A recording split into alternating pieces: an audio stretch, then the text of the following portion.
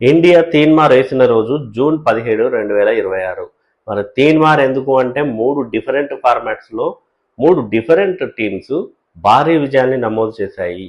ఒక టీమేమో ఫైనల్కి చేరింది, ఇంకో టీమేమో సిరీస్ని గెలిచింది మరో మ్యాచ్ మిగిలి ఉండగానే, ఇంకో టీమేమో సెమీస్ అవకాశాలను కొంచెం క్లియర్ చేసుకున్నట్టే. మరి ఆ 3 టీమ్స్ ఏం చేశాయి, ఏం జరిగింది? మరి వెల్కమ్ టు క్రికెట్ షో. నా పేరు డివి రమణ. సో జూన్ 17న టీమిండియాకు సంబంధించినటువంటి 3 టీమ్స్, ఒకటి ఇండియా ఏ టీం, ఇంకోటి ఇండియా టీం, ఇంకోటి ఇండియా ఉమెన్ టీం. ఈ 3 టీమ్స్ కూడా తమ ప్రత్యర్థులపై భారీ విజయాన్ని నమోదు చేసి ముందుకు దూసుకెళ్లారు. ముందుగా ఇండియా ఏ టీం గురించి మాట్లాడుకుంటే ఆల్రెడీ ట్రై నేషన్ సిరీస్ జరుగుతోంది ఏ టీమ్స్ మధ్య. ఇండియా ఏ, ఆఫ్ఘనిస్తాన్ ఏ, శ్రీలంక ఏ. మరి అందులో ఆఫ్ఘనిస్తాన్ ఏ టీంతో జరిగినటువంటి మ్యాచ్లో ఇండియా ఏ టీం భారీ విజయాన్ని నమోదు చేసి ఫైనల్కి దూసుకెళ్ళింది. ఫస్ట్ బ్యాటింగ్ చేసినటువంటి ఇండియా ఏ టీం 319 రన్స్ చేసింది 9 వికెట్ల నష్టానికి 50 ఓవర్లలో. ఇందులో హాఫ్ సెంచరీలు నమోదయ్యాయి. Captain Tilak Varma half century చేశాడు, ఓపెనర్ ప్రియాన్ షారే హాఫ్ సెంచరీ చేశాడు, కుమార్ కుషాగ్రా హాఫ్ సెంచరీ చేశాడు, వైభవ్ సూర్యవంశీ 38 రన్స్ చేశాడు, అండ్ విప్రజ్ నిగమ్ 30 రన్స్ చేశాడు, రుతురాజ్ గైక్వాడ్ కూడా 38 రన్స్ ఏమో చేశాడు. సో మొత్తానికైతే బ్యాటింగ్లో అందరూ సమిష్టిగా రాణించడంతో భారీ స్కోర్ నమోదైంది. ఫస్ట్ మరి రిప్లేలో ఆఫ్ఘనిస్తాన్కి అయితే ఇండియా బౌలర్లు కళ్ళెం వేశారు. ఎస్పెషల్లీ నిశాంత్ సింధు 4 వికెట్లు తీశాడు. దీంతో ఆఫ్ఘనిస్తాన్ 218 రన్స్కే ఆల్అౌట్ అయింది 36.5 ఓవర్స్లో. ఇండియా 101 రన్స్ తేడాతో భారీ విజయాన్ని నమోదు చేసి ఫైనల్కి అయితే దూసుకెళ్ళింది. మరి ఫైనల్కి దాదాపుగా శ్రీలంక రావడం అయితే ఖాయం. ఎందుకంటే 19వ తారీఖు శ్రీలంక వర్సెస్ ఆఫ్ఘనిస్తాన్ ఏ టీమ్స్ మధ్య మ్యాచ్ జరగబోతోంది. మరి ఆ మ్యాచ్లో కనుక ఖచ్చితంగా శ్రీలంక గెలిచే అవకాశాలు ఎక్కువగా ఉన్నాయి. ఒకవేళ ఆఫ్ఘనిస్తాన్ గెలిస్తే మాత్రం రన్ రేట్ను చూసుకోవాల్సి ఉంటుంది. శ్రీలంక రన్ రేట్ కంటే ఎక్కువగా ఉండాలి ఆఫ్ఘనిస్తాన్. సరే, ఏదేమైనా కూడా ఇండియా ఏ టీం అయితే మంచి విజయం సాధించి ఫైనల్కు దూసుకెళ్ళింది. ఇక నెక్స్ట్ ఇండియా మ్యాచ్ జరిగింది లక్నోలోని ఎకానా స్టేడియంలో. గిల్ నాయకత్వంలోని టీమిండియా ఆఫ్ఘనిస్తాన్ టీంతో తలపడింది రెండో వన్డేలో. 3 మ్యాచ్ల వన్డే సిరీస్లో భాగంగా తొలి వన్డే ధర్మశాలలో ఆడారు. ఆ మ్యాచ్లో ఇండియా గెలిచింది, 1-0 లీడ్ సాధించింది. ఇక ఎకానా స్టేడియంలో జరిగినటువంటి మ్యాచ్లో కూడా టీమిండియా అయితే ఘన విజయం సాధించింది. ఫస్ట్ బ్యాటింగ్ చేసింది, భారీ స్కోర్ నమోదు చేసింది, 402 రన్స్ చేసింది.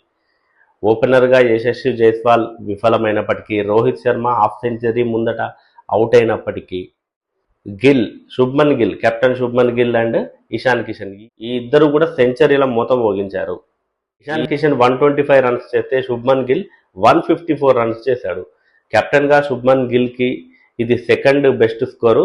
అంతకుముందు ఒక డబుల్ సెంచరీ ఉంది తనకి. అంతేకాకుండా ఇక ఆఫ్ఘనిస్తాన్పై చేసిన హైయెస్ట్ ఇండివిజువల్ స్కోర్ కూడా ఇదే.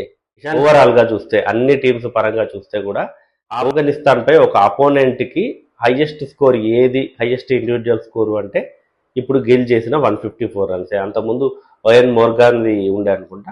సో అతన్ని అయితే బీట్ చేశాడు శుభన్ గిల్. యాక్చువల్గా ఇంతకంటే ఎక్కువ 402 రన్స్ చేసింది, కానీ ఇంకా భారీ స్కోరే చేయాల్సి ఉండేది. సో వికెట్లు కూడా వెంటనే కోల్పోయింది టీమిండియా. సో దాంతో ఆఫ్ఘనిస్తాన్ బౌలర్ కూడా కొంత కంబ్యాక్ చేశారని చెప్పొచ్చు.